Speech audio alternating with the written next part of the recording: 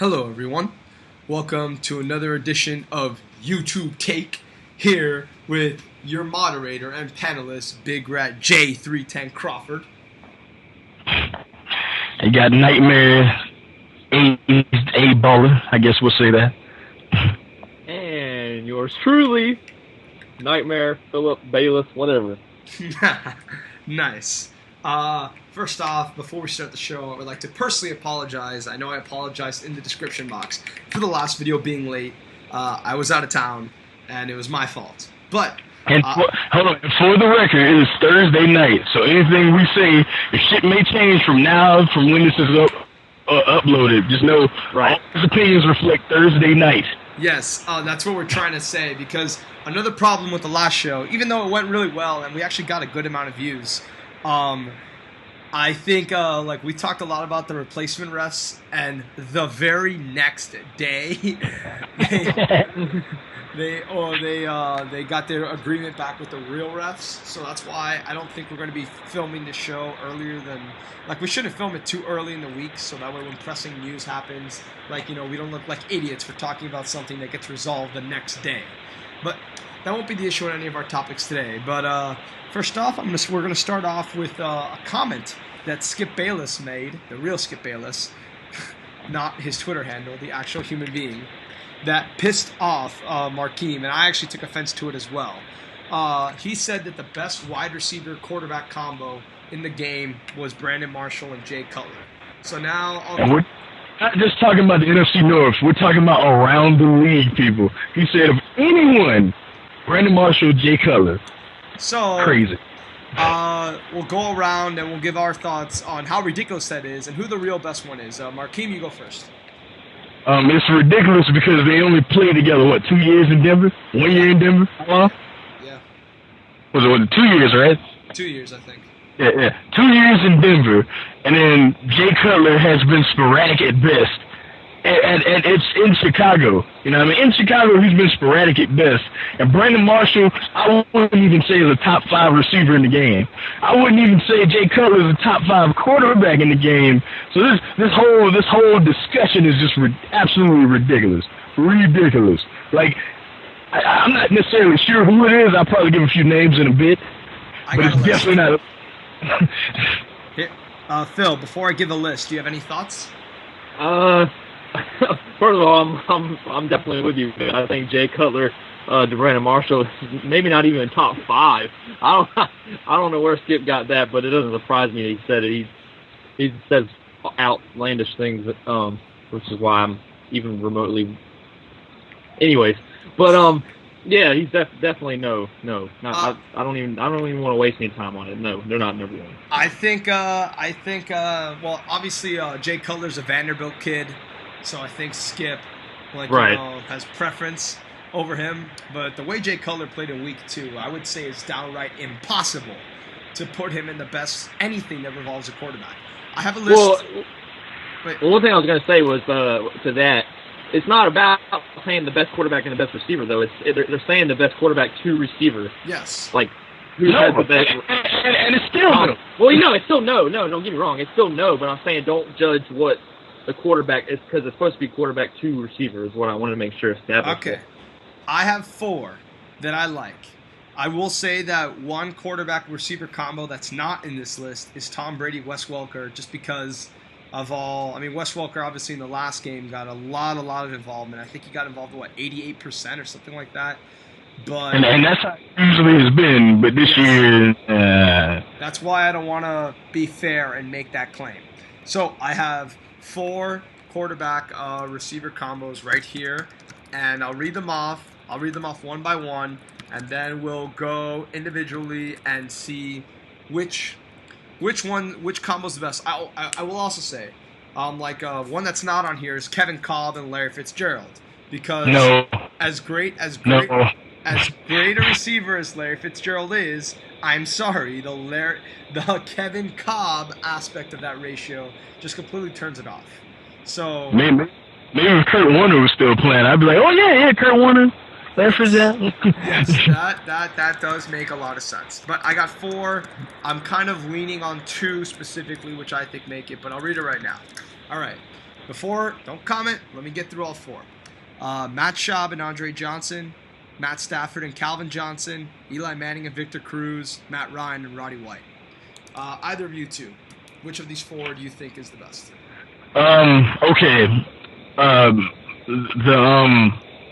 Who you say? You said Eli Manning and Victor Cruz.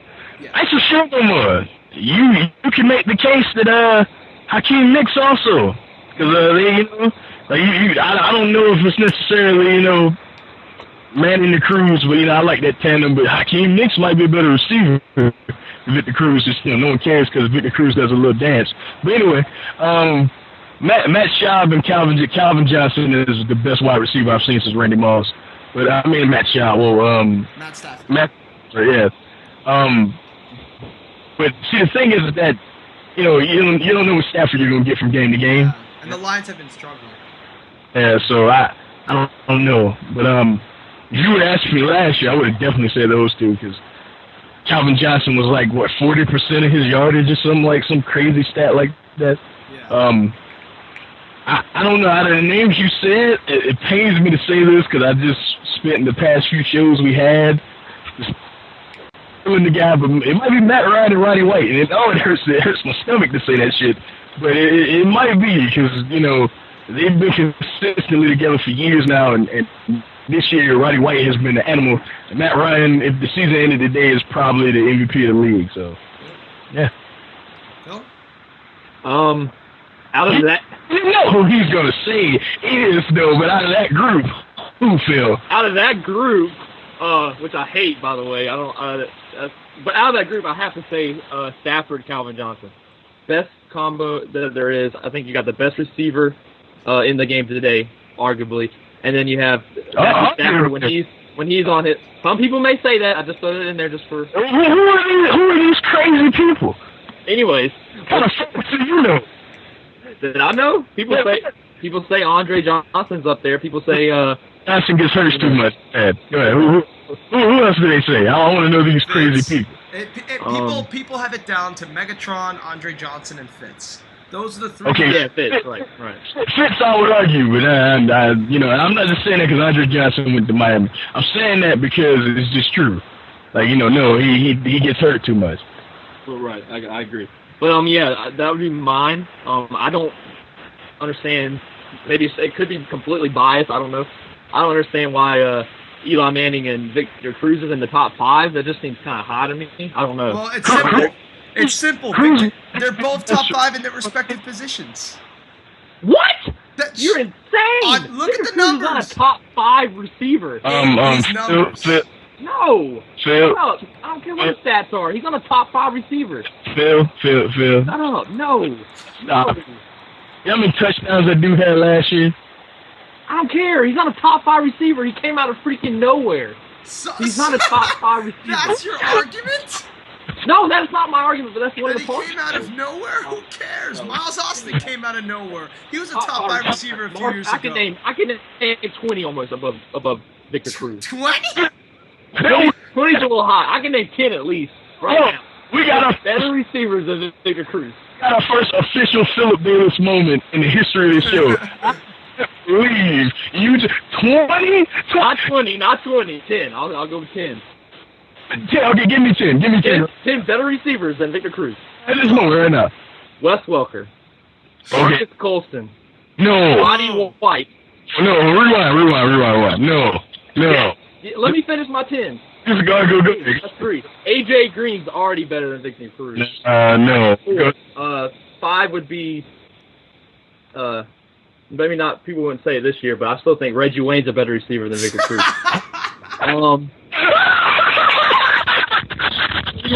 Say whatever you want. Yes! Larry Fitz. We already said Larry Fitz. Philip Bayless, ladies and gentlemen. Philip Bayless. I'm not. You know what? I'm done. Whatever. Go ahead. Hey, I'm sorry. I'm being rude. Go ahead. No, go ahead. I'm good. No, Phil, go ahead. Who else, Phil? Good. Let's move on. No. I want to hear this list, Phil. I do. I want to hear this list. I'm good. Let's move on. Oh, see, you went off for me for real, Phil. Come on. How you going to do that? Let's go to the next topic. Well, I need to say my 2 cents. I'm a part of this too. Of these 4, I would say I agree with Markheem. Last year I would have said Stafford and Johnson, but I think it's really hard. I don't think you can be considered the best quarterback-receiver combo when your team's not producing. And the Lions right now aren't producing. So therefore, I kick them out of the equation. Shab Johnson, I like a lot. Obviously, I'm a huge fan. Obviously, huge Andre Johnson fan because of the youth connection. And I'm also, I bet you are, kid. and a lot of people don't know this, but I'm actually a huge Matt Schaub fan. Have been for a long, long time. Mainly for fantasy football reasons. 4 to 5 years ago, I put this dude on my team. And this dude, like I think it was 2009, 2008, look up the numbers. There was one year where he was a top 5 quarterback in the league. And never gets the respect he deserves. Never, ever, ever. And last year he got hurt, which was very unfortunate. I thought if he was healthy, he could have gotten that team to the Super Bowl. I still will forever say that to this day. And like I said, I've always been a big fan of both, but I think right now Matt Ryan, like people have been saying, Matt Ryan I think right now is the MVP in the NFL. I think the only other argument is actually J.J. Watts. Yeah, I would agree with that. So, like, because Matt Ryan and obviously Roddy White's been a top 5 receiver for a long time now. Yep. Without question, that would probably be my pick for the best in the league. And notice that I will go on record saying all 4 of these are better than Cutler and Marshall. Without question. Phil, I want to hear the rest of this list, though. I want to hear the rest of that list. Phil. Hold on. I'm looking up something. What you going to, Phil? What you going for? I'm showing you why Reggie Wayne's better than Victor Cruz. No, I will never believe that. You don't have to. It's the truth. I guarantee you, I can find more people agree with me on that than any you people you can find on Victor Cruz. I would put it into the bank. Like Phil, now? No one would say that now. You don't just see. That's the thing. Why does everybody just look for one season and that's it? No, 4 games. it's for the No, present. I'm talking present. We're talking the present. Hold on. Now we're talking about, who's better, period, then Jerry Rice is better than all these motherfuckers we're talking about. I'm talking about active guys. Reggie Wayne's still active. Okay, Randy Moss is better than all these people we're talking about. But listen, Phil, listen. Going forward, if you, like, seriously, looking at both of these receivers, going forward, who is better? What are we talking about going forward? Like, that's not what the argument was. It's who's the best receiver. Cruz hasn't given me what I can see with Reggie Wayne. We can't say because Reggie Wayne has played for, 9 years now? 9 years? Something like that? 8, 9 years? I think, no, it's been like 10 years now. Yeah, like 10. But, we can't say because, he's had these numbers for 10 years. You look at his season last year, yuck. You look at his numbers this year, no, Phil, no. He almost had 1,000 yards receiving with Curtis Painter? But my point is that that's still under 1,000 yards, Phil. No, he's 960. He was 40 yards shy of 1,000 yards with a third-string quarterback. Hold on, but I will slaughter this guy. Reggie Wayne right now has 270 yards and a touch. Victor Cruz has 420 and 2 touchdowns. There are only 4 other receivers in the NFL with better numbers, and one of them is Brian Hartline. Thank you very much. Shut up, kid. See, you made my point. Thank you. Hartline's up there. So what's your point? No, Phil, you realize Victor Cruz last year was Pro Bowl quality. Reggie Wayne was not. Oh, but Reggie Wayne had 960 yards with a third string. Shut up. I'm done. Shut the fuck up. Shut the fuck up. Like, seriously, shut the fuck up. Oh, okay, we're gonna go there? Okay. Yes, we are. Stop Shut the fuck up. That's what I'm gonna tell you right now. Phil, I'm warning you though. I'm just gonna tell you, you're gonna get killed in the comments this week. Yeah, you're gonna get destroyed in the comments. Just tell you. Victor Cruz last year had 1,500 yards. Has Reggie Wayne ever had over around about 1,400, something like that? I'll look it up. 2007. Yeah, 2007. Yeah, that's it. All right. We're So they're tied. no. Phil, the point is right now who's the better receiver. We're not saying Victor Cruz has a better career than Reggie Wayne. That would be asinine. We're saying right now at this moment who is the better receiver. And you still No, you're saying this season is what you're saying. You're saying at this moment, and I'm talking about when you compare Reggie Wayne to Victor Cruz. I'm still taking Reggie Wayne. You're talking about this year? Yeah, of course I'm taking Victor Cruz. I'm not dumb. Phil. You don't understand what I'm saying, and I don't like that being cussed at for no apparent reason. I didn't curse at you, Phil. I'm not talking about you, but it's you know, that gets to a point where it's intolerable. To be fair, I did tell him to shut the fuck up, so I can understand. Man, let's go to the next topic. Yes, I agree. Geno Smith, overrated, yes or no? Markheem, start us off. No, because hold on, let me speak why I wanted to talk about this. Because LV, well, you know, that's my boy. It's always gonna be my boy. But he said, you know, he wasn't impressed at all by Geno Smith last week. Now I was not in town. I did not get a chance to see the game. I know he played Baylor. Baylor's defense is about a step above JV high school football. But you know, 656 yards. 656 yards, and what, 6 incomplete passes, 8, something like that, 8 touchdowns. That I don't care who you're playing against. If you do that on Madden, that's impressive. You know, so that right there. Now here's my thing though. To be fair, he hasn't played anybody, but to put up these type of numbers, the word overrated just a little crazy. That's just me. Phil, any comment? Nope. Okay. He completed what, 90% of his passes as of a few weeks ago. Yeah. Here's another crazy. Right now he has 20 touchdowns. For the season, he has 28 incompletions. That is crazy. I don't care if you play D1, D2, D3, high school rummaging flag football league. Those numbers are hard to do. And that was Thank you. All right. Phil, start us off on this one. Super Bowl weather. Good or bad? Wait. I mean, it depends on how you look at it. I think that I think it's a new aspect that will make things kind of interesting. But I mean, there's teams out there that play. Everybody has to play outside, so don't give me that crap where these people get play in domes and we don't get to play outside. Everyone plays outside, so it's no advantage to any team, in my opinion. But you know, I don't care. You know, if they want to do it. No problem with me. All right, Super Bowl weather, like, you know, is it good when it's bad, or which I don't understand the question. LV asked it. Super Bowl if it's in cold or bad weather, is that? Oh, is it good? Does it make the game more interesting? That's the question. Yeah. You know, it's football. Like, you know, I don't think people. I think I'll say this. I think that let's say they have the Super Bowl at Lambeau Field, which would never happen ever. Let's say they do that. You really think as many people will show up? Let's put it like that. But I think the game, like, people watching, they don't care. People gonna watch. It all depends on the teams that are matched up. That's how the ratings will look. So.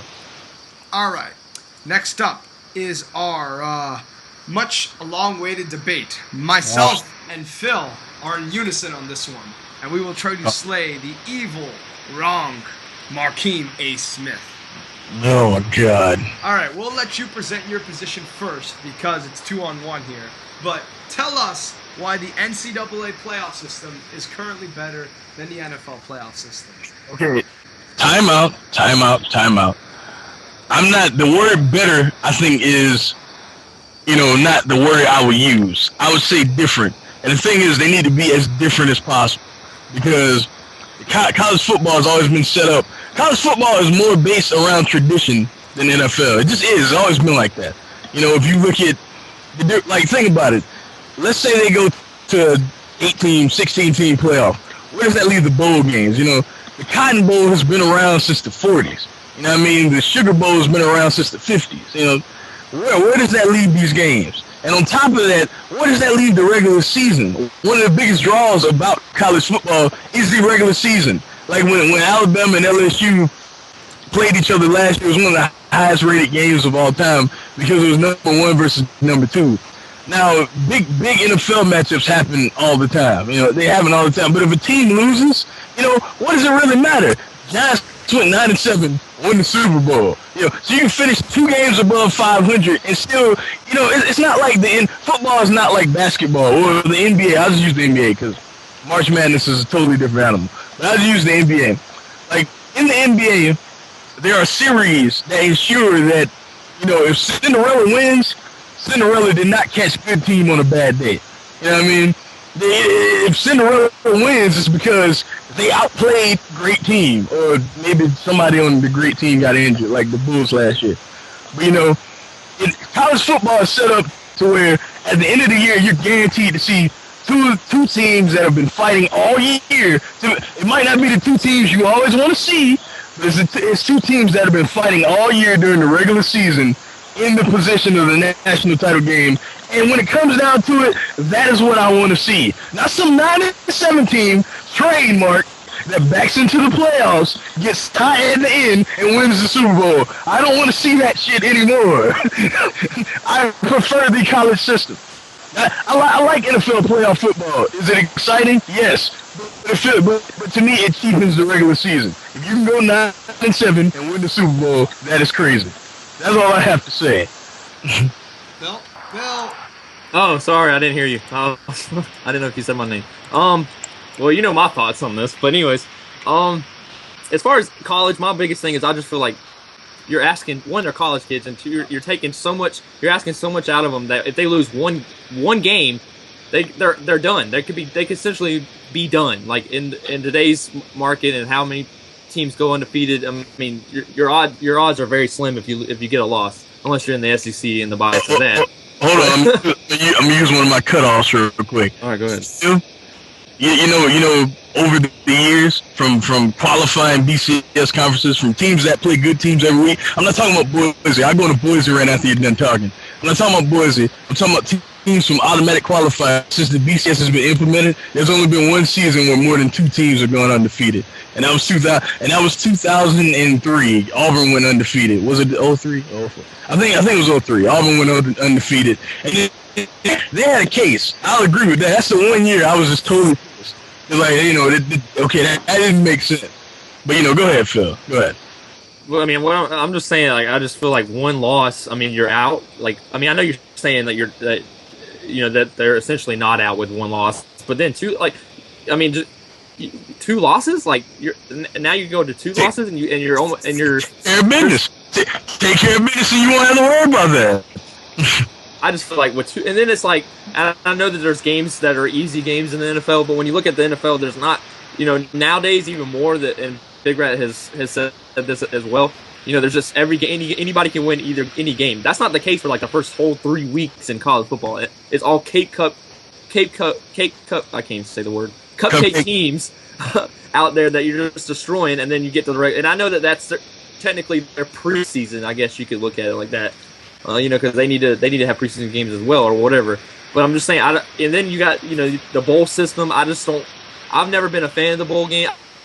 I understand what you're saying though with the history of it. You can't do away with them. I agree with that. You can't just do away with the bowl games altogether. And then when you get to the playoff system, I'm glad they're finally doing that. But I think you can't go into too many teams. I think 4 is a good number. I think you make it go a little more, but I think like I said, you start getting too many, and then you got teams in there that don't belong in there. And I understand that, but I just think that I love bowl. And I'm just not a fan of the bowl. Here's another reason I don't like bowl games. I don't like that the Rose Bowl has to be with the Big Ten champion or the guy that finished the second versus the I think they play the Pac-12 usually. Like why does it have to be conference? It's Pac-12, right? Yeah. Yeah. So what to be like? I'd be fine with the bowl games if so and so for a championship, but they're playing a team that it's not already set that if you win Pac-12 and you're not in the championship game, you're in the Rose Bowl. But that's also not always the case because the Rose Bowl is like that because it's been like that forever. Yeah, I mean, it's not always the case. Like, sometimes at-large teams get in all the time. That's why this whole Boise. After Big Rat talks, y'all gonna hate me in a second, but go ahead. Go ahead, I'm done. Now, you done, Phil? Yeah, anything else to say? I think so. I'm pretty sure. All right. I think, Markheem, you are looking at it. No. I think you're looking at it like it's entertainment. I think you're looking at it like it's pro wrestling. I think you're looking at it that this is how they should format their big shows and their big fights because they'll come off more important. I think in terms of a sport, in terms of a goddamn sport, it is not fair from a sports perspective. It is not fair for you to tell me that a team that is undefeated is so significantly better than a team with 1 or 2 losses that automatically means that a team with 1 or 2 losses should not compete for the top level. I think that is bullshit. And I think when 9 and 7 teams go to the Super Bowl, I don't think it's something you should frown upon.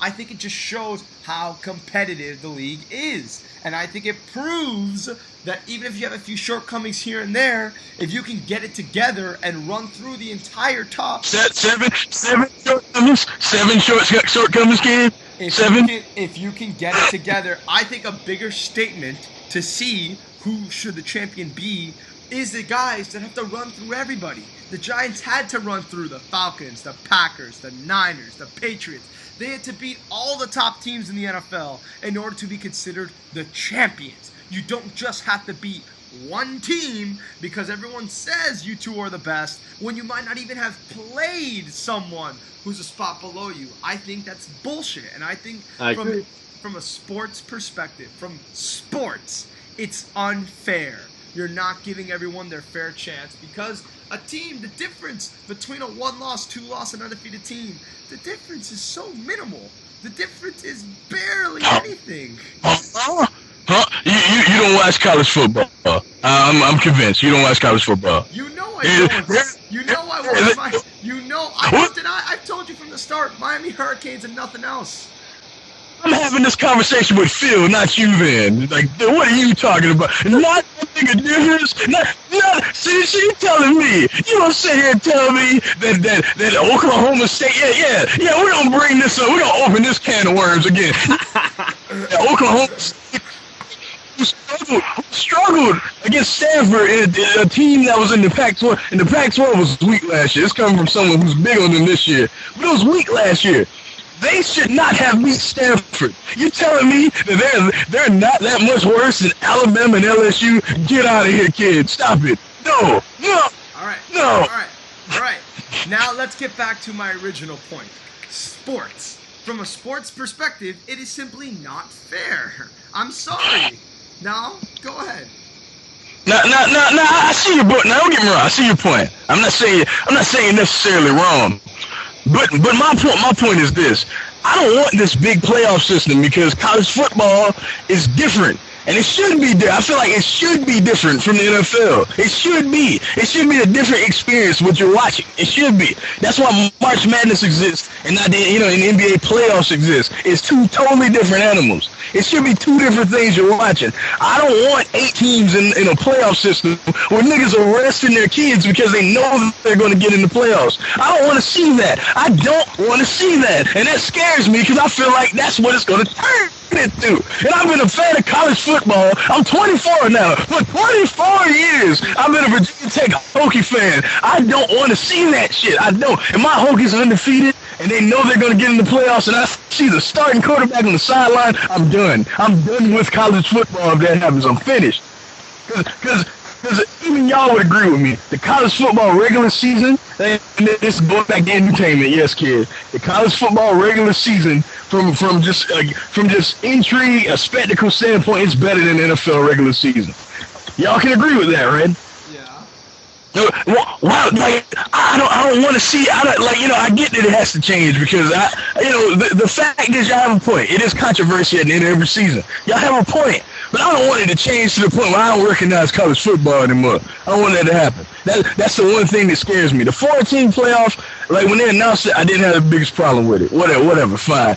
I just let the other 2 teams that didn't deserve to play for the title get killed by the 2 teams that usually do, and then y'all all see I was right. But anyway, you're saying So you're saying from now on, you're saying for the next few years, the teams that were ranked 1 and 2 going into that 14 playoffs, they're gonna win.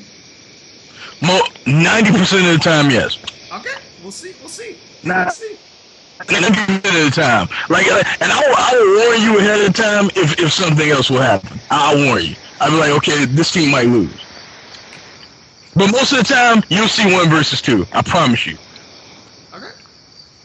Yeah, especially if it's like, you know, and I'm about to be SEC biased in a second. Especially if it's like number 1 Florida and number 2, I don't know, Oklahoma or something like that, or against number 3 California and number 4 Florida State from the ACC or something. Yeah, 1 versus 2 will play each other.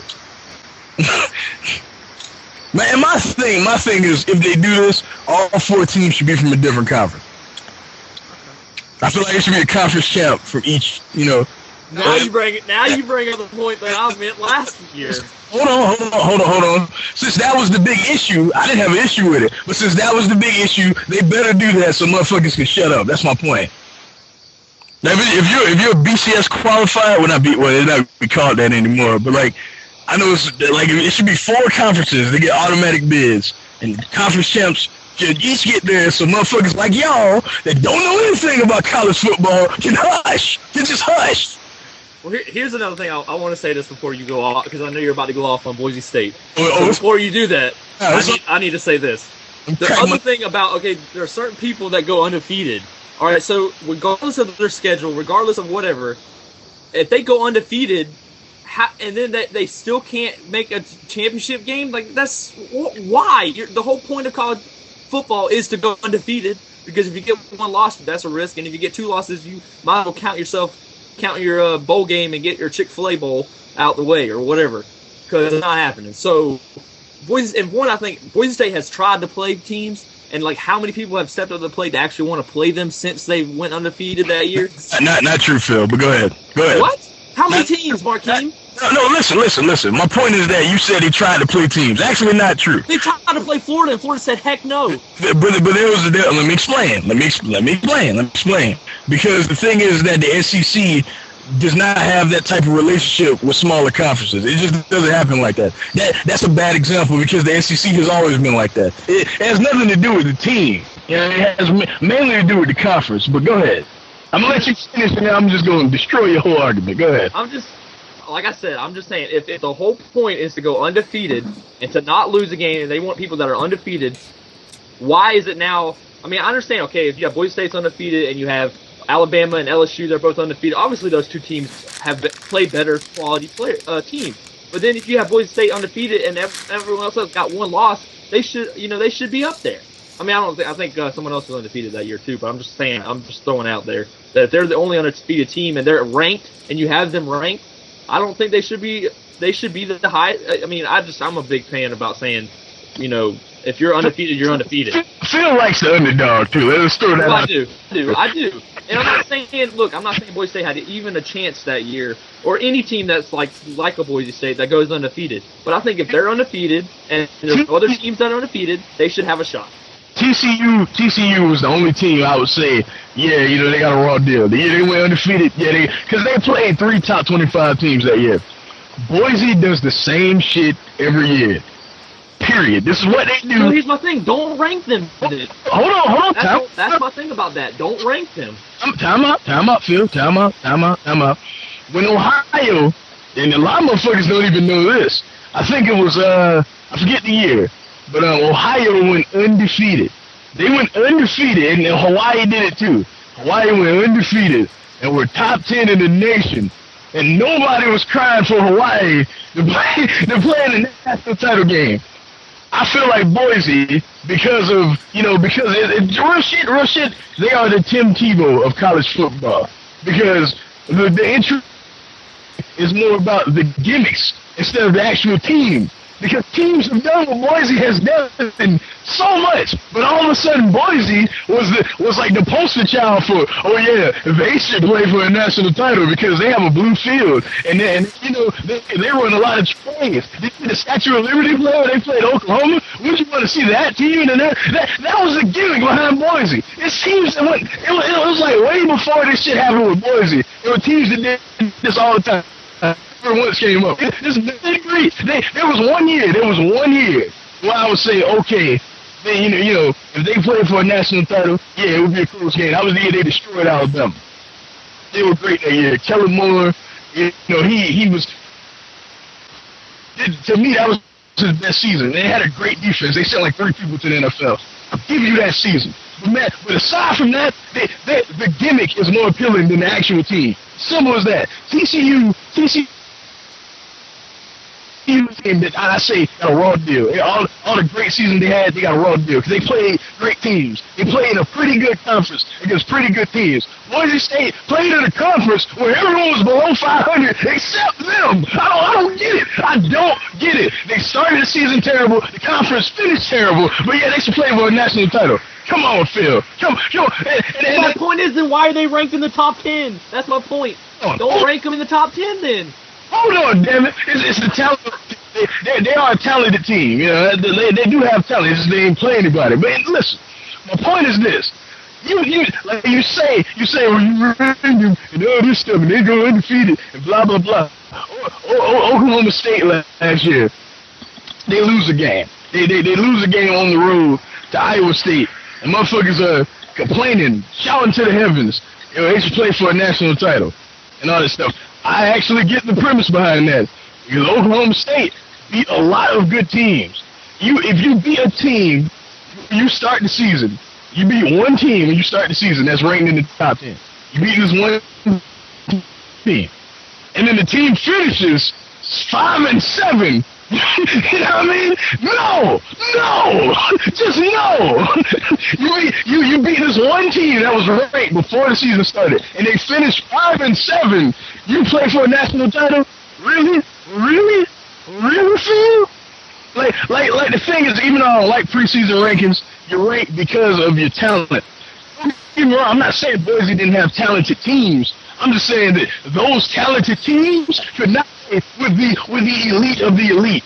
It's simple as that. I'm sorry. That's the reality of it. Whenever these mid-major teams, and it's always happened, minus the 1 year with Alabama. That's the year I consider Alabama. Minus that season, whenever they play a top-level team, Boise hasn't been the case because they sneak into the BCS and they play a team that barely gets in. Everyone's like, oh yeah, they should be, yeah. Anyway, like whenever they like anytime it's like a darling that plays an elite team, they get smoked. It happens in college basketball during the season, not during March Madness. During the season, it happens during college basketball, and it happens in football. It always happens, and I'm always right. And I'm done. I don't want to talk about this shit no more. Y'all are right. I am right. I'm done. Did you disagree? Did you just? Oh, we disagree. Fine. Yeah. Fine. We're kind of. I'm not saying y'all are wrong. People need to realize I'm not saying people that say they prefer the NFL playoffs are wrong. I get what you're saying. You want all the top teams to play each other. I totally get that. Just don't fuck with my college football to do it. That's all I'm saying. And a lot of motherfuckers that complain. My biggest issue is motherfuckers that complain about college football and don't actually watch it. They just say, well, I don't watch it because of the system. Like, we don't talk. You don't understand the system because you don't watch the game. Like, don't talk about it. No, you don't watch. You don't know. I'm done.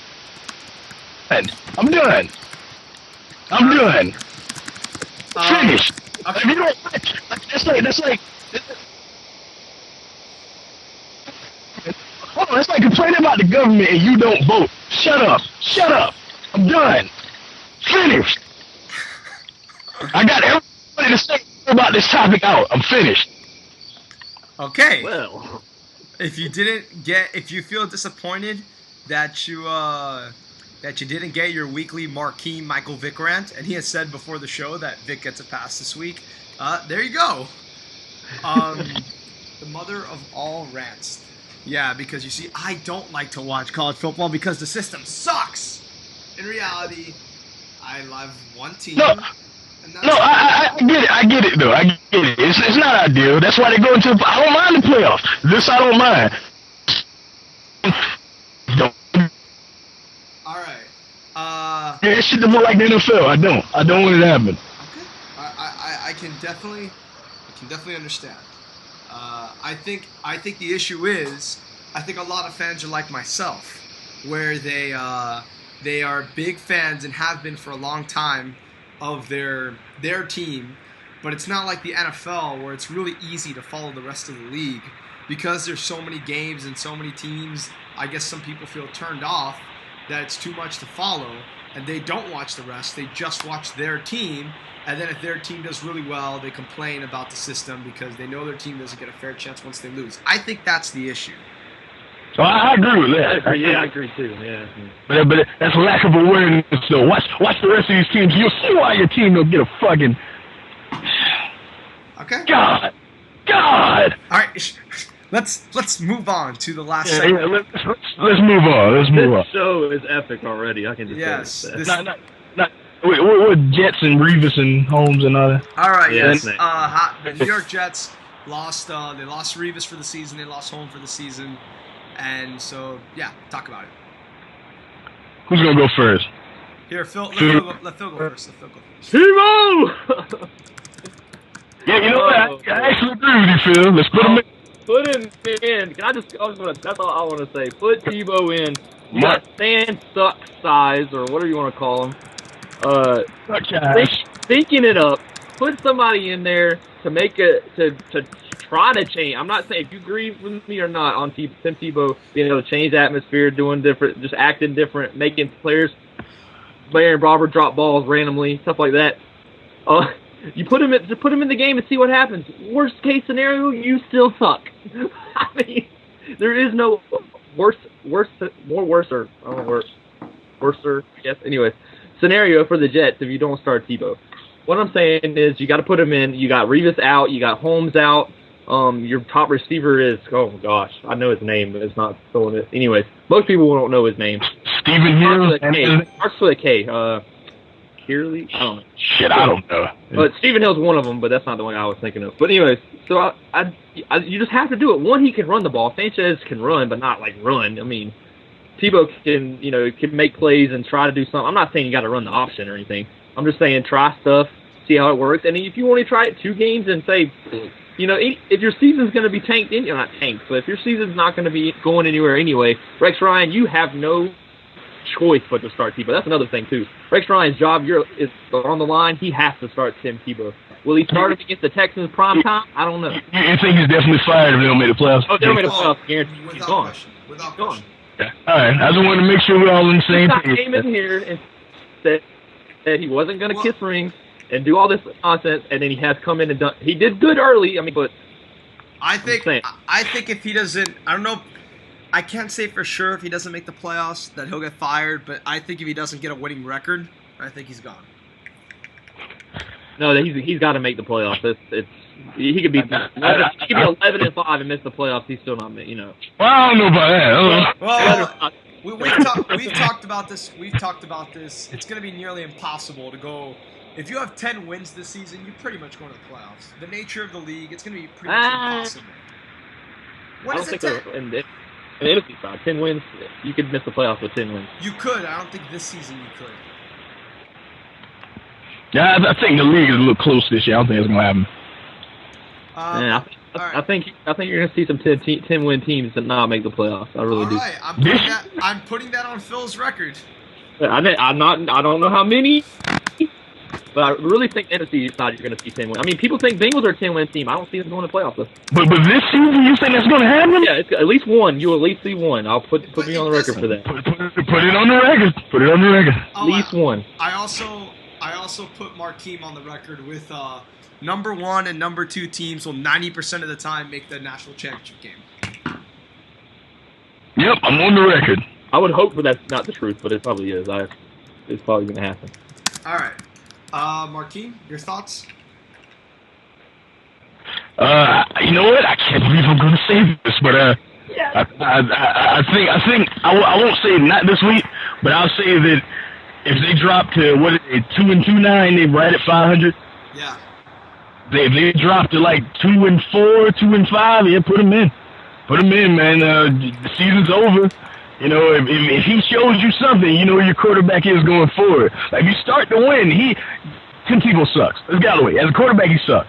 But, you know, if you start to win, if the Denver type shit happens, you're better off with him than Sanchez. You know, Sanchez is terrible too. He might be less terrible than Sanchez. You know, so yeah, who knows? At least he can run. You know, at least he won't just stand there and get hit. So, yeah, I mean, like I was telling these guys before we started recording, one ESPN analyst, I don't remember who, was saying, listen, Sanchez is throwing for 46% and has the lowest quarterback rating in the league. Tebow can do that. Tebow can do that. Tebow can give you 46% and have the worst quarterback rating in the league, and he's a much more, versatile threat than Sanchez is. And you know, Tebow, I mean, without talking about, I mean, it's hard to analytically break it down, but he does have the type of intangibles that makes players around him better than what they actually are. So, I'll always say, after they lost to Ole Miss, he said, as long as I'm in Florida, we will never lose again. And they never trailed for the rest of the season. I was like, this dude here. You know what I mean? I remember that. That was, oh, man. When he said, well, we will not lose again, and they did not trail for the rest of the trail. I'm not talking about lose. They didn't trail for the rest of the season. That is crazy. That is just crazy. He does. I think with his powers, he might as well. I mean, I was. Powers. Did I just say powers? You did.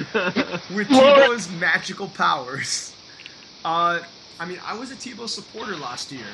I thought, who gives a shit how unorthodox he wins? The motherfucker wins games.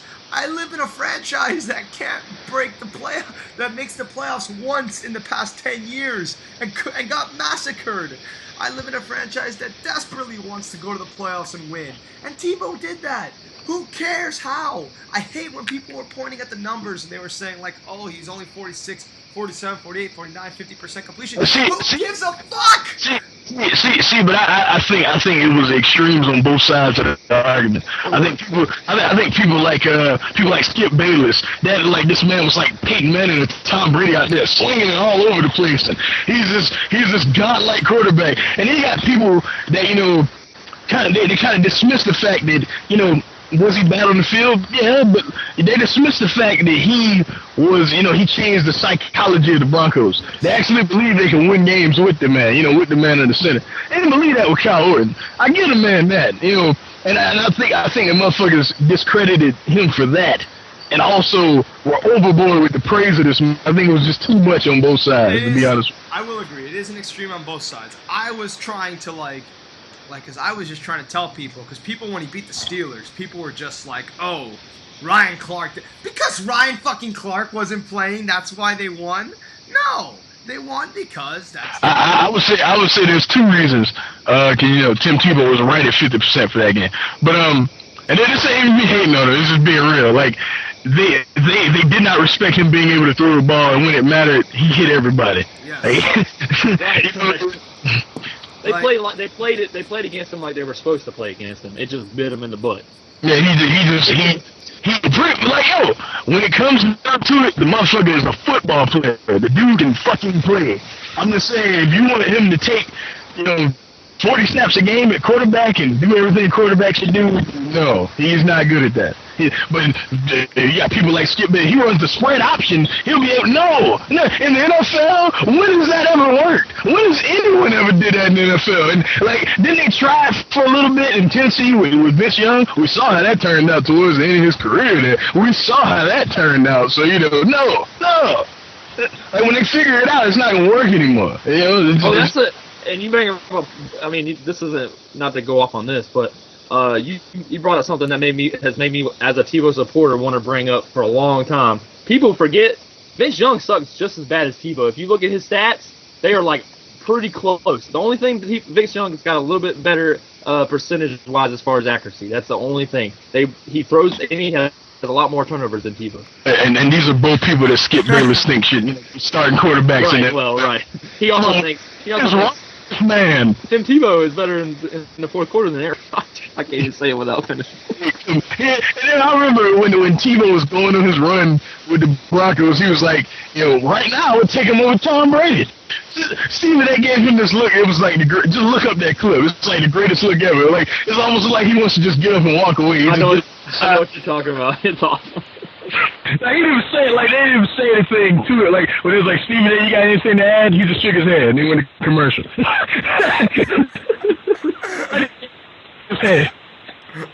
Well, let's just let it be known. I love me some Tim Tebow, but I'm not stupid.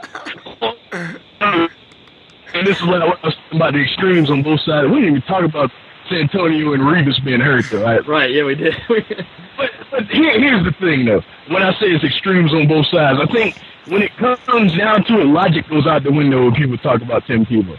Like, the motherfuckers that are against him, they're like, well, he threw 46%. He can't throw and shit like that. You can't deny the man's record. You know what I mean? Like, you just can't. You can't do it. I know he didn't play the best competition minus Pittsburgh. I get that. You can't deny his record. You know what I mean? What he did, the games, the fact that he did win. I mean, you can't deny that. Most motherfuckers that praise him, like Skip Bayless, like you say 46% to this man. And you say that, he only completed this amount of passes and stuff, but he just started in this league. Anybody else, this man would be like, oh, they're terrible. He's ready to just kick Sanchez on out the door. Meanwhile, Sanchez has made it to 2 AFC title games. So, I'm just saying, this man is ass backwards. I'm just saying, logic just goes out the window on both sides. And that's what pisses me off the most about Tim Tebow. Well, not Tim Tebow, but Tebow Mania. The motherfuckers need to be logical when they talk about this dude. All right. So, yes, I think we're all in agreement. Jets, blah, blah, blah. Start him. Okay. Oh, yeah. And Revis, Revis, they're going to give up a lot of passing yards because Revis is that entire defense. Yeah, that is not an exaggeration, people. The mentality of this defense is Revis goes one-on-one with the best receiver, and the other 10 guys get the other 10 guys. That is legitimately the game plan. Like they're gonna have to blitz and shit now because they can't. But that's my point. They used to get like coverage pressure before because Revis would just have the best guy. They can't do that anymore. They can't do it. Hey, and I just want to say, Bart and Scott, can't wait till you do something. Oh, that's fucked up. That was funny. All right. Now let's get to our NFL and NCAA predictions for the week. We will start with the NFL. We will start with we only wanted to do the big games, like the games that actually feel really important. And this game is huge.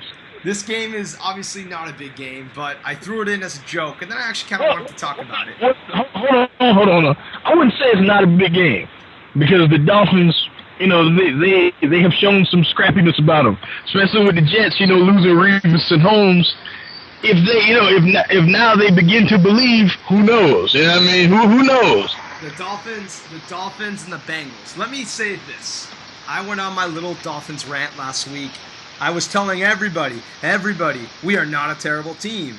When I wrote on Twitter, there are really no terrible teams in the NFL. People send me messages, oh, what about the Jaguars? What about the Browns? What about the Saints? And I'm like, Saints aren't a terrible team. Browns showed a lot of fight against the Ravens. Jaguars at least have a few wins. A win, to be specific. And they play in a shitty division, so they're going to get probably a few more wins. Because I said my main words were, I don't think a team will be 3-13 or worse this year. And with the Jaguars, I mean, come on. If you look at that division, they still play Tennessee again. They still play Indianapolis again. Those are 2 winnable games. They're in the AFC in general. I can see them breaking 3-13. So, hey, kid, what about the Saints, though? We'll talk. Saints might be I don't know. The fact that we're having this conversation is kind of scary, though, man. It's sad. Reeds we're talking about. It's Drew Reeds. Go ahead, kid. I'm sorry. Go ahead. So, I said the Dolphins are not a terrible team in the NFL. If you really think that, you really don't know what the fuck you're talking about. I said it last week, and I'm not saying this as I'm saying that this is true. These two probably can confirm it. The Miami Dolphins are the most undercovered team in the NFL. They are the least talked about without question. That's why when Hard Knocks was announced for the Dolphins, you had a bunch of people whining and complaining and saying, oh, it's the Dolphins. Who cares about the Dolphins? And people saying, oh, I would have rather seen Jacksonville just because they're so terrible, it would have been fun. Like, all this shit that they talk about my team. Well, I've been saying that we are not a horrible team, that we will be competitive. We would probably go 7-9, 6-10 like we do every year. We'll beat all the teams below 500 and at 500. We will not beat a playoff quality team, but we will come close. We will give you false hope that we can beat those. I don't know. You might beat a quality playoff team. Maybe. Hold on. I'm getting to that. Sorry, go ahead. I said we're gonna beat these quality teams. We're not gonna beat the quality teams, but overall, it's not gonna be enough to gather enough wins to go to the playoffs. It did one year because Brady was out and Brett Favre fucked over the Jets. So that's the only year where it ended up amassing to enough wins to go to the playoffs. But that's been the story of the Miami Dolphins for 10 years now. People, before the season, had us ranked as the worst team in the NFL. I was furious. I was like, these motherfuckers.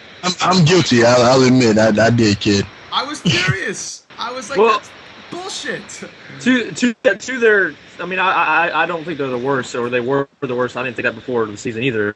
But I mean, they could end up with one of the worst records, though. Not their fault. It's just how things could go. Whatever. Basically, my point was, whatever. Well, I'm kind of in the middle of like a rant here. I took your opinion, I heard it, and I was like, okay, cool. I know, I got you. Go ahead. You're good. Go ahead. Now, I've only cried 3 times in my life during sports, ladies and gentlemen. 3 times. And I remember all 3 times very well. The first time was the 2002 National Championship game, which we are not allowed to talk about in my house anymore. Did we cover that? Yeah, we talked about it. The second time was the Dolphins versus the Ravens in 2007, the only game we won. And I wasn't planning on it. It was overtime. The Ravens missed the field goal. This was the 1972 Dolphins commemoration day. At halftime, they brought out the 1972 team to celebrate their undefeated season, and they gave a speech to the audience saying, it's time to win. The time is now. And we made a comeback. We were down 13-3. We came back. In overtime, Matt Stover has a 41-yard field goal and misses it. And they throw the big pass, Cleo Lemon and Greg Camarillo, like 70 yards or something like that. It was a simple slant route that Camarillo just took to the house. And as Camarillo was running down the sidelines, me and everyone in our section was just yelling, go, go, go, go, go. We were yelling it, and it was an instantaneous type thing where tears just started flowing. I did not think I would cry when we actually won. It happened. The drama was so high, the emotion was so high that it happened. I bet everyone around you was crying. Yes. Yes. The third time was when the Heat lost last year. And I was actually here at Brown. I wasn't a student yet. I did a summer program. I watched the game by myself with a bunch of loud, obnoxious assholes who were cheering for Dallas because everyone hated the Heat. And I called my dad, who was at the game, and he was sad that they lost. I hung up the phone, and I was pissed, and tears started shedding. Only 3 times in my entire life have I ever cried. And all of them were pretty momentous occasions. The Canes lost the championship. The Heat lost the championship. The Dolphins were not a defeated team. I can't give you that Heat one, man. Y'all are going to win like 8 in the next, whatever, many years. Were you upset at the 2007 Super Bowl?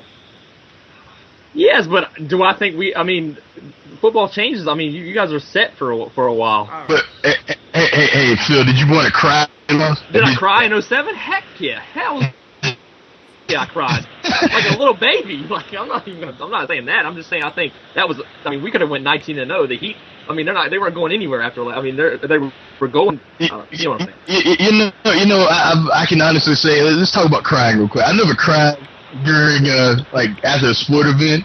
I've been more so angry more than I've broken shit, but I've never cried. I can name all the times I've broken. There's been 3 times I've broken shit.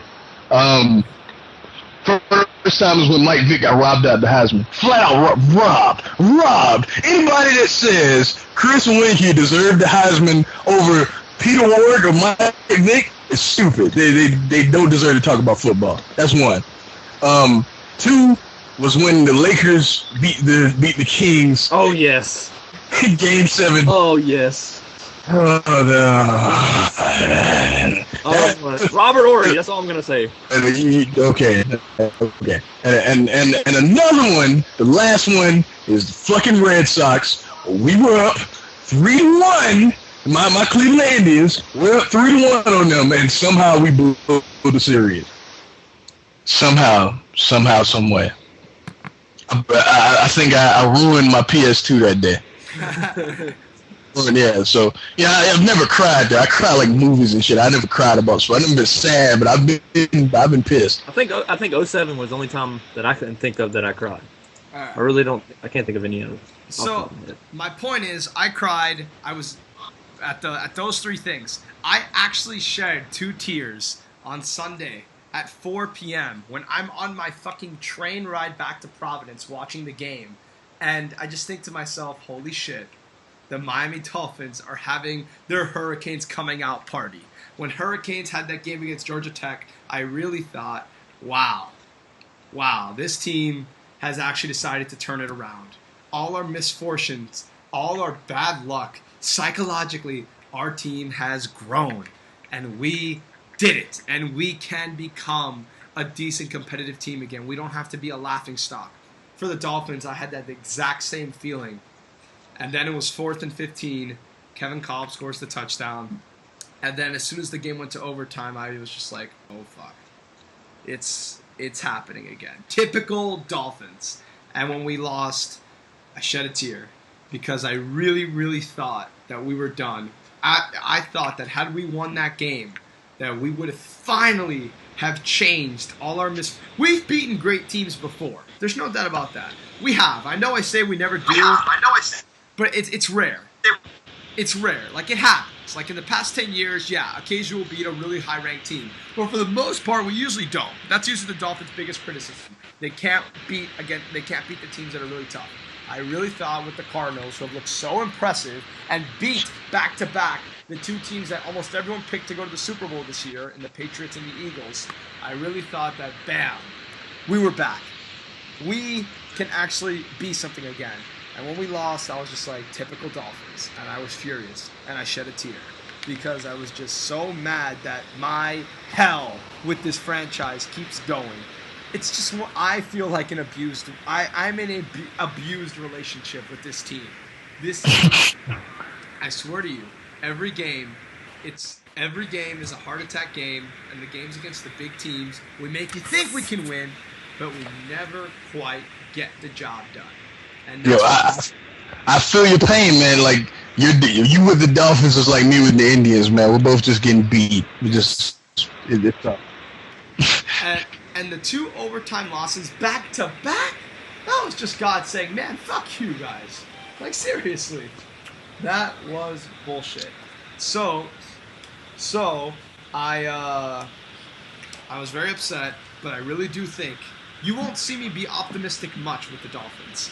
I really do think this week we're actually going to win. I think we match up very well against them. It is true they have actually one of the better offensive lines in the game. I don't remember their names, but I believe both of their guards, right and left guard, are tied for 10th best in the NFL. But I really, really do think that I think our defense has improved significantly. I think Tannehill is really, really, really coming along now. And I'm shocked. Yeah, I know. I like how Hartline, Best, they're doing really well. We recently just cut Nani and signed Jabbar Gaffney. I don't think he might be playing this week. I'm actually not sure. But I don't think he'll make much of an impact. He still has to get used to the game and all that. Jaworski Lane, in my opinion, is on track to having almost a Pro Bowl fullback season. This dude is a motherfucking monster. And, Sean Smith and Richard Marshall. Sean Smith and Cameron Wake, arguably the 2 best players in our defense, had a damn great game last week. Richard Marshall, I always have the same thing with him. He leads the NFL. I think he leads the NFL in penalty yards drawn by a cornerback. That's not the replacement refs. That's this dude's fucking problem. That's what he does. He does not know how to not draw pass interference every other series. That's how he is. But at the end of the day, I think we match up well against them, and I think we are going to pull it out. And you rarely see me be optimistic, but I think we're actually going to beat a quality team this time. Either of you two have any Well, thoughts? Phil, you want to piggyback off there? You want me to go? You can go. I don't really know where to go from that. First off, I'll say, I don't know a goddamn thing about the Dolphins. Most of America doesn't. Like the kid said, the most undercovered team in the NFL. But I actually agree with him. I think the Bengals will actually struggle this week because Dalton struggles against pressure, and if they can't block, he'll struggle. So yeah, I don't know if they'll win, but I think this will be close. And all the motherfuckers that don't watch the Dolphins, they'll be shocked that this game is close. Yeah, I mean, I think it could be close. I still got the Bengals winning, but I think it could be close, and I wouldn't be shocked if the Dolphins won. And Markheem, what are your thoughts on Ryan Tannehill with his current developments? I am. To be honest with you, RG3 has looked like the best rookie QB, but right after him, probably Tannehill, and I'm surprised because he was less than desirable in the second half of most of his games at Texas A&M. He was how people always say, well, he's a mentally weak star. That was Tannehill at Texas A&M. Can't say that now. Every game he lost, he has not been the reason, and I'm a little surprised. So. Well, but the one thing you have to, unfortunately for him, though, is if the Dolphins have 5 or less wins, he could be losing that job just that fast. No. Oh, and actually, you don't think it happens too much in the NFL? Actually, wait, hold on. Well, we have a new coach, new system. They'll give him time. Actually, Phil, but you just reminded me of something I wanted to say about the Jets. What Rex Ryan will learn if Rex Ryan does not. If Rex Ryan sticks with Sanchez and they don't make the playoffs and they have a losing season, Rex Ryan will realize what Tony Sperano had to go through and what a lot of coaches go through who stick by their quarterback. It was his call to draft him, and therefore, I guess, he wants to keep with him, to make it, because it was the new regime, Sanchez and Ryan, and they want to make a good impression. A lot of coaches live and die by their quarterback, and it fucks them over. Sperano lived and died by Henny, and look where he's at now. True. True. If you live and die, right, he died by Henny. You're right. That should be how you can murder somebody. You got Henny. You can. That's my new phrase now. You got Henny. If you live and die by your young quarterback and it doesn't work out, it's going to cost you your job. And you see, you can live and die by Tebow. That's a little more acceptable. But Sanchez is, not only is Sanchez not a good quarterback, I think most of the American public thinks he's one of the worst in the NFL. At least with Tebow, you have a high percentage of fans that obviously will love Tebow Mania and all that. The perception is that they have a bad quarterback. And if Rex, I really think that Sanchez will be the fall of Rex Ryan. I think it'll be another case of a coach not learning when to cut bait.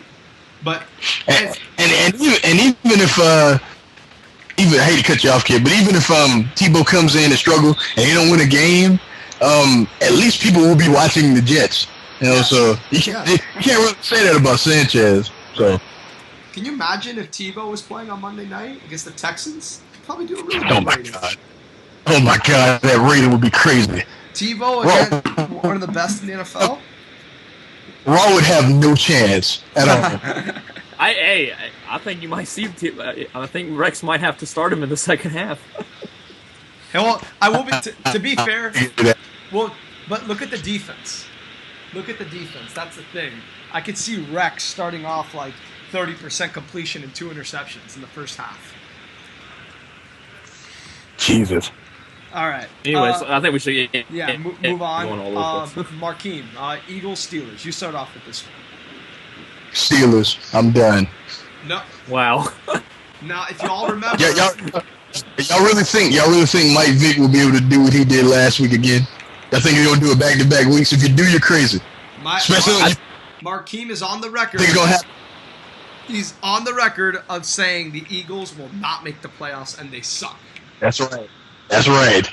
Well, did I say they suck? I meant to say Mike Vick sucks. No, you didn't say they suck, yeah. But Mike Vick is terrible, and he will be terrible in this game, and they will lose. I do not have them losing this game. It is in Pittsburgh, and to play in Pittsburgh is always difficult. But I think Philly pulls this out, whether it's Vic throwing 3 interceptions or throwing none. I think it's easy if he throws none.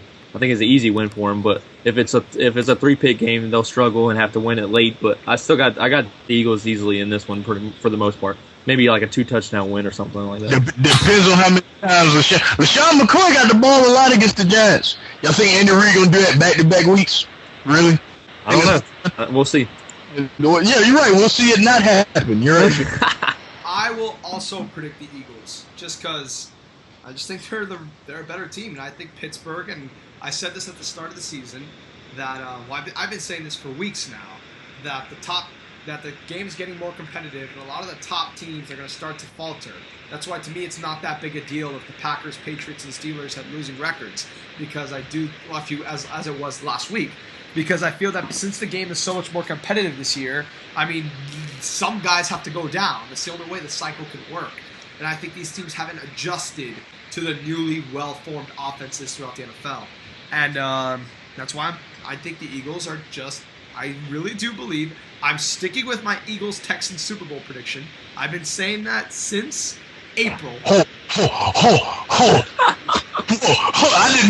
didn't know the Eagles.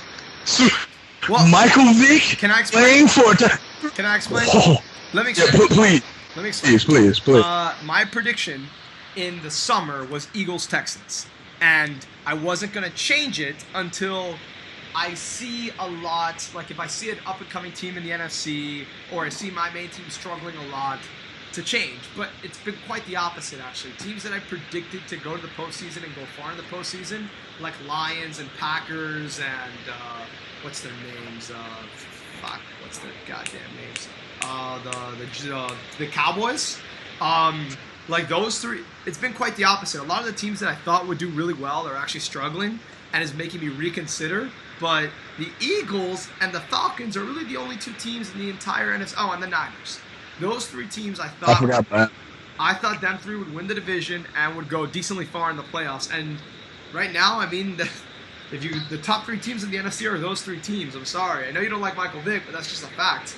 The three best teams in the NFC are the Niners, Falcons, and the Eagles. Yeah, Eagles are definitely third. Yeah, definitely third. Well, I'm saying there's nothing to make me reconsider. And of those three teams, I still think the Eagles are the best all around. Because the Falcons haven't done anything in the playoffs. You're crazy now. Now you're crazy. No. In the postseason, the Falcons have yet to do a damn thing in the playoffs to make me trust. Are you saying because that's why you have the Eagles in the Super Bowl? Okay, never mind. I got you. And the Eagles just have obviously. This is not a doubt. They have a 10 times better offense. Not 10 times. I would say 2 times of a better offense than San Fran does. The San Fran offense has improved a lot. I was about to say, Michael Vick says no to that statement. Right. Michael Vick is throwing an interception and telling you no at the same time. Hey, Michael Vick can throw 4 interceptions. It's the same thing as the Tebow thing. I don't care if Michael Vick goes 11-5 and throws 4 interceptions a game every game. He wins! He wins! See, I would agree with you, kid. If it was like, hey, shut up. It'd be different if it was like, like Tebow giving them a spark. You know what I mean? Michael Vick is a detriment. If he becomes, I don't know what happens at like the last 2 minutes, he turns into Superman. Fuck that guy. All right. I still think he sucks. All right. Yeah. All right. There's no new evidence to override that debate. So we all have, me and Phil have the Eagles, you have the Steelers. And I have the Dolphins, and you two have the Bengals. Hold on, y'all want to do spread for each game or what? I don't like spread. Y'all want to do spread for each game? I'm not a fan of spreads. The NFL varies too much. All right, I was just asking. Broncos and Patriots. Phil, you go first. Your team. Oh, yeah, boy. Hold on. I can do this. Tom Brady's going to have 400 yards and 4 touchdowns, and Wes Welker's going to catch 200 yards and 10 receptions, and they're going to light up the Broncos. Light them up! Whoa, you forgot about the Gronk, baby. No, anyways, I think this game's going to be close. I think our secondary is, oh my God, I don't even want to talk about it. When they play like they should play, it's not that bad. But, McCourty, quit getting pass interference calls. Anyways, Secondary is rare. I think Peyton Manning, best quarterback we faced so far. So I'm a little worried there, but I do think that it'll go back and forth, and hopefully we don't give them the chances that we gave the Bills in the first half of that game last week. Second half, but that's the Bills. But I said this. I'm sorry to cut you off. I said this before we started recording. I want to make sure our fans hear it. I told Phil, and I'm not trying to criticize the Patriots here. This is just fact. Any offensive or defensive achievement against the Bills does not count. They're the Bills. It just does not count. Right. Right. Which is what I try to tell people before the season. They're the Bills, and what happened? They're still the Bills. Like on paper, they look great though, man. Like I don't care. They're still the Bills. They're better than but I did say before the season they're better than the Jets, and people laughed at me. But I would say now, I mean, obviously they have the injuries, but even. I mean, if you compare the Bills the past few weeks, they haven't been doing that bad. Yeah, I didn't think they'd be a playoff team, but I thought they were the second best team in that division. Yeah, well, people hadn't been in the playoffs, and I thought they were nuts. Whoa, I don't know about that shit. I heard that from a few. Good God. I'm telling you, I got some stupid people. Anyways, but yeah, I like the Patriots to win this one. Probably I hope not in the final drive because my heart can't take that. But hopefully, they win a little easier than a last drive thing. But it'll be close, and we need to win this because I don't want to go 2-3. So. That don't matter for Tom Brady though. They don't, right? But. If it was like week 8 and they were around 500, then that's when I'd worry to be honest. Right. Like right now, whatever. Yeah, but, I'm not worried. I'm just saying I don't want to. Just to see 2-3 doesn't help very well. But I really don't know. Like I feel like this is kind of a statement game for Peyton. Like he's trying to show people that he's back to being Peyton. I feel like this is a week to do it. You're facing, like Phil said, one of the weak secondaries in the game, go off. I mean, you're Peyton Manning. This is what you live for, man. This is why they gave you all that money. This is why you consider it one of the best ever. So, this is your week to go off. But smart money tells me the Patriots win by field goal. I'm actually going to pick the Broncos in this one. I think the Broncos, I think Vinny from Brian and Vinny. Yes, a wrestling reference on this show. That's might be the first. Vinny. No, a couple. Finger poke of doom. That's right. Lane Kiffin is the Vince Russo of the NFL, of the NCAA. That's right. Go ahead.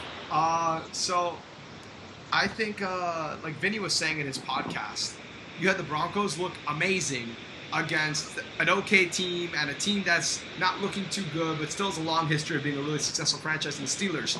And the other two games they lost by less than 7 points to the two best teams in the NFL.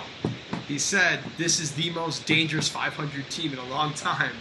So I do agree with him. I just think the Broncos, I don't agree with that. I think the Broncos. I mean, it's still early, but I think the Broncos. My AFC Championship game is Texans and Broncos. My NFC Championship game was Eagles and Bears. But same, like I said with the Eagles, with the Broncos, nothing has made me. When there's a pick'em game, I always just lean more towards the team I think is going to go farther in the postseason. And this is a pick'em game. No. So I just look at the team that I think is going to go farther in the postseason. So I'll just pick the Broncos.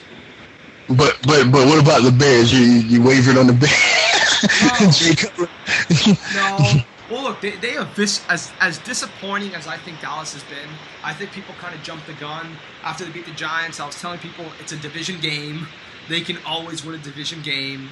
It's weeks 2 through 15 that matter, and they look terrible against the Seahawks. Tony Romo looked goddamn awful on Monday. And I love the man because I played against him in fantasy football. And I won by a point because Tony Romo had negative 10 points with his 5 interceptions. So, Jesus! Oh my God! That is awful! Negative 10? Not even 0, negative 10, dog? Oh my God. I didn't know that. So the Cowboys... The Bears, my point was the Bears pretty decisively murdered the Cowboys. Like, that game was murder. I watched the whole game. It was murder. So, yeah. That's my Super Bowl pick. Well, the Bears. The Bears and who? The Patriots? Yeah, I had a Bears Patriots. Right. All right, I had it. I'm a little worried though. My conditions were if Andre Johnson or Michael Vick gets injured, then I switch my Super Bowl to Broncos Bears. But in a pick'em game, I always pick the team I think is going to go further postseason. Jay Cutler has been off, and while I do think what Skip Bayless said was crazy, and it was, it's not like Jay Cutler and Brandon Marshall are a bad tandem. They're still no, right. I'm not saying that at all, but that man's crazy. All right, Chargers and Saints. Markheem, is this the day we finally see New Orleans get a W? I hope so, because this is awful. But as bad as they've been, the back in the Superdome, Drew Brees, I think he understands the urgency of this situation. They need to win and win soon, or everything is over. I think it's over now, but it's really gonna be over if they're 0-5. If they win this week, they win. I said it last week, but it happens this week. It happens. No, not last week, week before last. I said it week before last, but this is the week it happens. This week, they win. Phil? Well, let's just put it this way: the Saints, man. We all know my thoughts on the whole NFC South and the Saints in general. But to go 0-4, I can't believe they're 0-4. But this is a big game. I mean, this is a huge game for them. Like Markheem said, you go 0-5. If you haven't counted them out yet, you have to after that. They go into a bye week, then they come out and play Tampa. But 0-5 would be huge. This is prime time. I think this and I hope this, but Drew Brees, you got to do something. If you have to play defense, you got to do something to win the primetime game against the Chargers. I don't know. I really don't think you can, though. He's got to. They got to win this, but I got to go with the Chargers. The Saints, if you can't beat, it's Chargers. Sorry, Saints. 0-5. You're disappointing me, man. And you know what though? You know what? You actually might be onto something. That's the sad part, man. We're talking about Drew Brees, man. We're talking about the Drew Brees, man. This is one of the best in the game. This is crazy to me. This whole thing is crazy. This whole scenario, mind-boggling.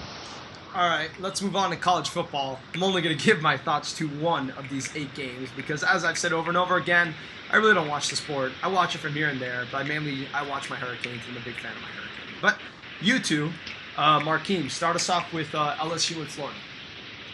I got Florida by 2 touchdowns because LSU cannot score, and they're playing a very, very solid defense from top to bottom. Gillislee I feel like they pound Gillislee, they control the clock, won't give that anemic offense chance to score anyway. So I think they win by at least 2 touchdowns.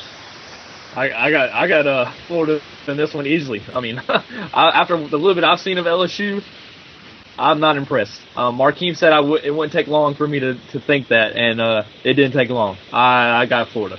Defense is a national title defense, but that offense is awful. Nah, yeah, they lose. Yeah, Florida's and it's in the swamp. Yeah, I forgot about it. Yeah, and it's up. Inconsistent quarterback in the swamp. Nah, no way. Georgia, South Carolina. If you would have asked me this before Michael Bennett got hurt, I would have been like Georgia. Michael Bennett has been making Aaron Murray look a lot better than he actually is. And I feel like if they can't run the ball, and South Carolina's great against the run, and Jadeveon Clowney is a very versatile defender. And I mean, I feel like if they cannot run the ball and control the clock, South Carolina will pound it, and it will be low scoring, and they'll beat them. Yeah, and that won't happen. They'll win. That South Carolina will win. Gamecocks are going to win this one, boys. The Gamecocks are going to beat Georgia. I can't wait. It's going to be. I'm not one-heartedly a Gamecocks fan, but I do root for them. I'm from South Carolina. I like them way more than I like Clemson. I don't even like Clemson at all. But if Michael Bennett was playing, I'd pick Georgia easily. But I want to say this. Connor Shaw has stepped up in these last 2 games. Now, I know both of them against Kentucky and Missouri was the last one. Yeah. But he's stepped up to be a quarterback that I think he could be at times. If he can play like that, it might be more of a win for the Gamecocks than I originally thought. Against Kentucky, I'll give you. But like against Missouri, they did the Tebow offense. We were just talking about the Steelers, and they did that. Like gave him everything underneath. Like, they didn't want to give up anything deep, so they gave him everything underneath. Like, that was just him being stupid. But right. Well, I think I like what he did in both of those games as far as quarterback play. But like, I've got Gamecocks winning. I think it's going to be close, and with the way the Gamecocks play, they'll probably win this one and then lose to some cupcake team. So this might be the game of the season, though. But yeah, this should be a good game. I can't wait to watch it. That's for sure. West Virginia and Texas. Oh man, like I guess you could say Geno Smith is facing a good defense. Problem with that is that Texas got destroyed passing the ball last week against Oklahoma State. The thing is that Texas, and the names escape me, have two of the best have probably the second best defensive end tandem next to South Carolina in the country. They're gonna have to hit Geno Smith. They got to put his ass on the ground a lot, and they're gonna have to rattle him because they give that dude time to throw. It's gonna be like Baylor, because Texas is one of the worst secondaries in the country.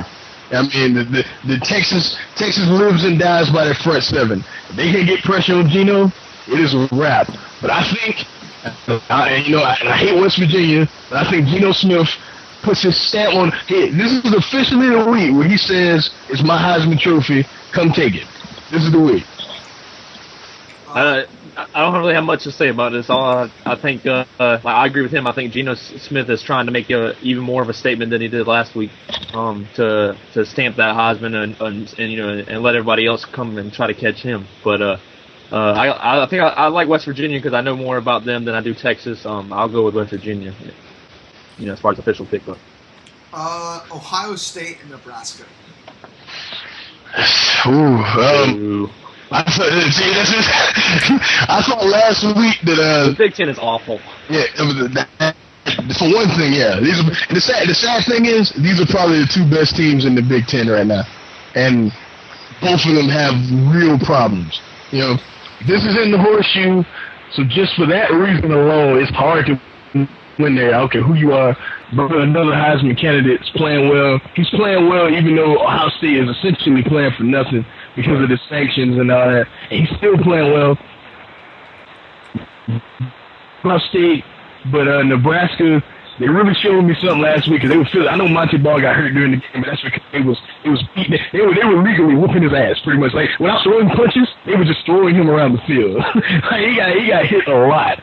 You know what I mean? Like, and he had a pretty good game, but like they were physical with him, and I feel like they just rock Braxton. He knows they're coming, and I mean he'll make mistakes. He's also young, But I got Ohio State solely because in the horseshoe. Only reason. Only thing I'm going to say about this: Urban Meyer, Ohio State. That's my pick. Moving on. Yeah, Urban Meyer, big game coach, and he knows that this would be a big game, and next year when they can finally play for shit again, this will be one of the games they look back on. So they kind of need to win this, and he's Urban Meyer, so it's hard, Washington and Oregon. Oregon, huge. It's huge. Oh, yeah. Washington impressed me last week, by beating Stanford. I looked at the box score because I didn't get to see the game, but I looked at the box score, and from what I gathered, they kind of out-muscled and they play with more emotion from what everyone tells me. But from what I gather, from what the stats like, they out-muscled Stanford. That's saying a lot. So yeah. I couldn't believe that. But I still go with Oregon because they shut out Arizona. I'm sorry. I'm gonna keep going back to that. They shut out Arizona. I really want to see Oregon, Alabama. That's what I really want to see that. Oklahoma and Texas Tech. Technically, Texas Tech, like statistically, Texas Tech has the best defense in the country, if you can believe that. Like, look it up if you don't. In terms of points and yards, they have the best defense in the nation. I can't believe that. When I saw it on ESPN, I looked it up, and it's true. It's actually true. But they hadn't played nobody. Oh yeah. Andrew Jones lost last week. There's been all sorts of excuses made for this dude. He's the greatest quarterback to ever touch the college field. Andrew Jones. I might as well say it. Yeah, but people always pick Oklahoma to do great things. Something always happens, and and look it up. Last year, who was it? They also Texas Tech last year. The next game, he went crazy, and I expect this game for him to go crazy. I got Oklahoma, but at least a touchdown. And I don't care, so whatever. I mean, that was what you said. I just don't care about the matchup. All right. My Miami Hurricanes versus Notre Dame. This will not be a blowout.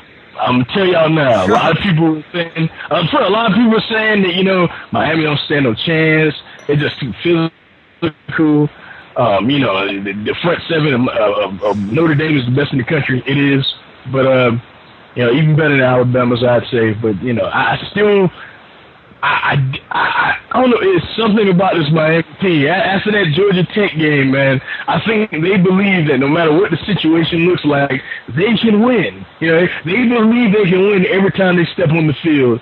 I really think this game is going to be close. Like I truly believe that. And quarterback Notre Dame, help me out, somebody. Help me out. Everett Golston from Myrtle Beach, South Carolina. Yeah, Everett Golston. He's young. He's young, and you got a bunch of young guys from Miami who believe they can win. Now, you get a team like that with a lot of energy, big players inspire them, facing a young quarterback. The thing is, as great as the defense is, those things got to make plays. They can hold Miami to 7 points. Golston has to score, 8. I mean, so I'm just saying, he's gonna this is like a trap game for Notre Dame. I'm picking them because they're more talented, but this is my upset alert for the week. I don't consider Florida and LSU an upset because LSU has looked bad and Florida has looked good, so that's not an upset to me. If this right here, somebody better be shocked. Serious. Well, with Notre Dame on this one, I don't know much. I mean, y'all both know more about Miami than I do. I haven't got to see much of them, if really any, this season. But I do like what Notre Dame's done. I do like the fact that when they get that lead, that defense can keep that lead most of the time. And Nytemare10 is the second best defensive player in the country, behind Jarvis Jones. But he's amazing. At the NFL level, y'all gonna hear that name a lot. And plus, I mean, if you would have asked me this like last year, I probably would have been like, I hate Notre Dame. I can care less about the team. But I like rooting for Golston. I saw him play against my high school. He used to light my high school up. So it's kind of cool to see him seeing someone like that start. So I like to see him do good. Hopefully they win. And I don't know. Listen to these guys as far as does Miami have a chance, because I can't really say anything about that. I think we have a better chance than most people give us credit for. Now, obviously, unfortunately, a lot of people point to the Kansas State game and still believe that Miami cannot compete with the top echelon teams. That was a bad game. Yeah, I know. We've that was just a bad. That's all it was. I think we showed a lot of mental toughness in the past few weeks, and I think that I don't think we'll win, and I have us losing by like 10 points, 10 to 14. But I do think that it won't be a blowout. I do think especially with Golden and especially with everyone else on the team, I really do think after Kansas State, they are not going to let another situation like that happen for the rest of the season. I truly, truly believe that. And because of that, I think they'll have, like I said, this team has shown a lot of fighting spirit. This team is like, this matchup is like Rey Mysterio. They know Solos? That's what happened? What? Yeah, they know Solos. I think this is like Rey Mysterio versus any top face from 2002 to 2005. They put up a fight. No one gives them credit, but they still lose, and they still lose in such a way where you come out of it realizing the other team is still a really good team. So yeah, I think we're gonna lose, but I think it'll be close. I think we'll put up a fight. I actually got them losing by less than that. I think it's gonna come down to them driving down the field and just them not being able to get it done. That's what I think it's going to come down to. And by the way, Stephen Morris, I just want to say, played the goddamn best game of his career last week. Holy moly.